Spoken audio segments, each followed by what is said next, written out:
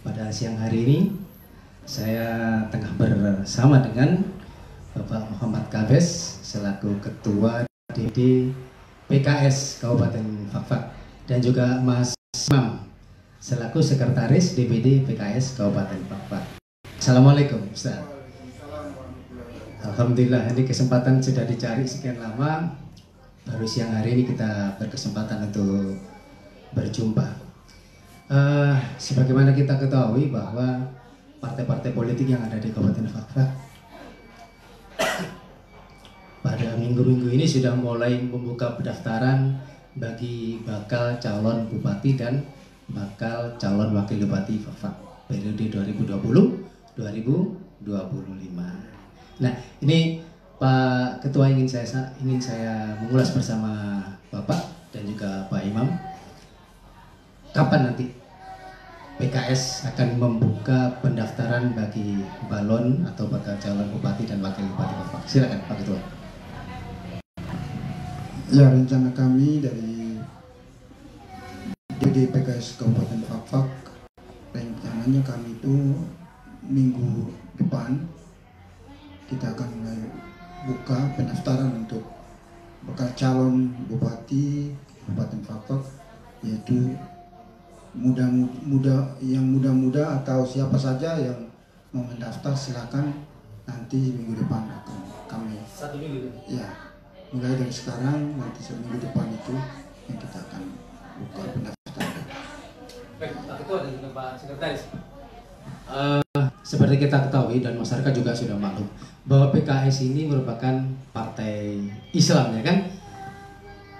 Yang menarik di sini, kita berada di Papua dengan persentase antara Muslim dan non-Muslim dan sebagainya, ini cukup menjadi pertimbangan bagi para pol yang ada di Fakfak. Menurut Mas Imam, kedepannya seperti apa sih sosok atau sosok bagi calon bupati dan sosok bagi calon wakil bupati Fakfak? Apakah ada keterkaitan atau persyaratan tertentu atau bagaimana menurut PKS? Silakan Pak Imam. Baik, terima kasih atas waktu yang diberikan.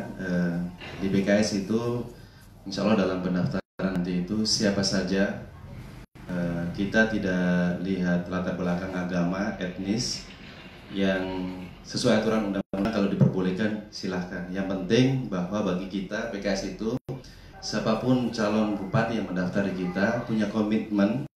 Yang pertama adalah tentang kultur budaya Fakfak, terus komitmen terhadap umat, dan ya terhadap janji-janjinya pun nanti kalau kita dukung terus menang juga harus ditunaikan.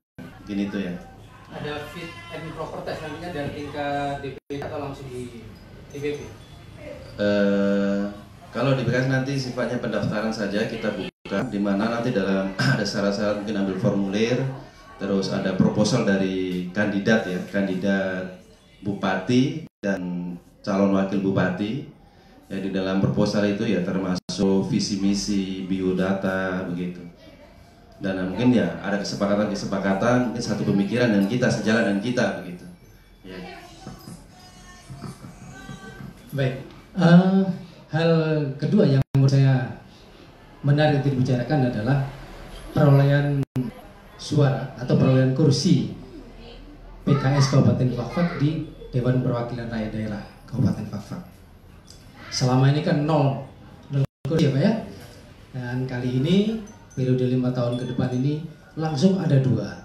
Artinya ini memegang 50% dari persyaratan untuk maju sebagai bakal calon bupati dan wakil bupati. Nah, ini tentu mempunyai nilai tersendiri Pak Ketua, tentu begitu ya. Nah, Pak Ketua bagaimana? Ya, kalau kita lihat memang kita punya persiapan dengan ini, karena sudah yang tadi kita bilang selama ini kita belum punya yang dengan tiba-tibanya pada saat kemarin ini kita ada dapat 2. Maka itu dengan adanya 2 ini mungkin kita punya persiapan nanti untuk ke depan apabila kalau ada lagi yang seperti ini ada bertambah, berarti kita akan siap untuk yang mencalonkan bupati itu nanti kita akan siapkan. Baik, untuk Mas Imam mungkin kan sudah 50% ya? Iya. Apa mungkin ada kader sendiri yang akan dimajukan atau didorong untuk maju sebagai bakal calon atau mungkin wakil posisi? Kita juga untuk mempersiapkan yaitu tentang insya Allah wakil ya dari kader yang kita juga siapkan gitu. Kita juga tahu diri bahwa kita ini baru masuk dan ibaratnya baru belajar gitu. Tapi insya Allah untuk kesiapan kita mungkin siap wakil dan alhamdulillah gitu. Sebenarnya PKS itu bagi kita slogan kita, moto kita kan mau dapat kursi kah, tarada kah, kita tetap bekerja untuk umat. Politik ini bagian dari dakwah, di mana politik ini 5 tahunan. Jadi dan alhamdulillah kita mengikuti walaupun hampir 20 tahun ya, hampir 20 tahun, 20 tahun di Fakfak belum dikasih amanah oleh Allah, walaupun dalam berapa kali kita ya kalau hitung-hitung dapat, tapi itulah politik, kita tidak dapat ya kita jalan aja. Dan saya yakin kita dapat 2 kursi amanah, 2 kursi ini adalah ya itu bagian dari skenario dari Allah gitu. Dan kerja-kerja teman-teman semua, artinya tetap istiqomah di dalam perjuangan ini, dan kader kita semua sampai sekarang tetap istiqomah dan tidak lompat gitu. Iya. Itu ya. Jadi sudah dipastikan bahwa untuk calon wakil bupati itu akan diisi oleh kader sendiri atau bisa dari luar, Pak Ketua? Silakan. Ya, kalau calon wakil bupati ini memang kita sementara ini masih kita cari untuk dari luar. Kalau dari kader sendiri kita belum ada persiapan. Berarti. Artinya terbuka bagi siapa saja, termasuk kader partai lain, begitu Pak ya? Baik. Bantu dan Pak Sekretaris DPD PKS Kabupaten Fakfak, mungkin dalam kesempatan yang singkat ini ada yang ingin disampaikan kepada masyarakat terkait perolehan kursi ini. Kan sudah tiba-tiba 2 kursi ya, merupakan 50% kekuatannya untuk mengusung bupati dan calon wakil bupati. Mungkin ada yang ingin disampaikan? Siapa yang mau disampaikan? Pak Sekretaris silakan.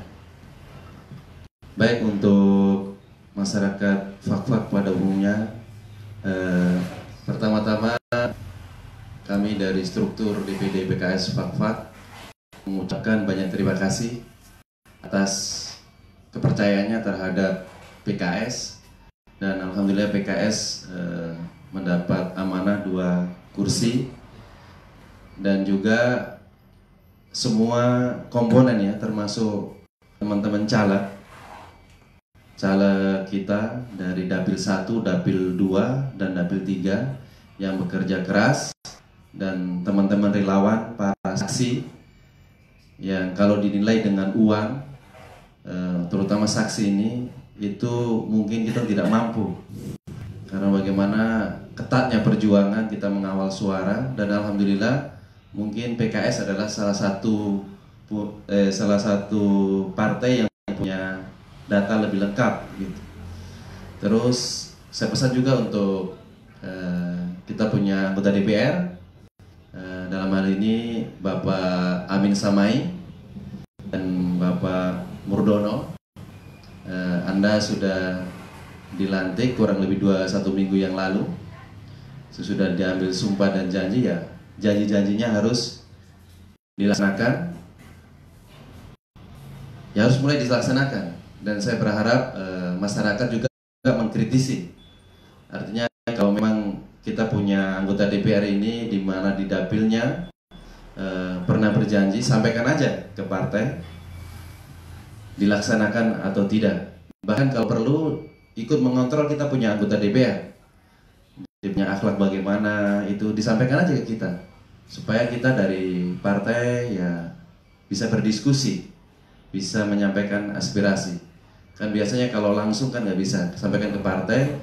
Ya kita berharap di partai ini bahwa anggota DPR itu adalah perpanjangan dari partai, Jadi kalau ada keluhan datang ke partai baru kita sampaikan ke anggota DPR supaya enak gitu.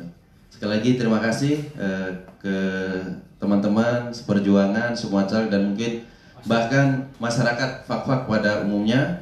Dan insya Allah program-program PKS tentang Sabtu PKS kita akan jalankan setiap Sabtu.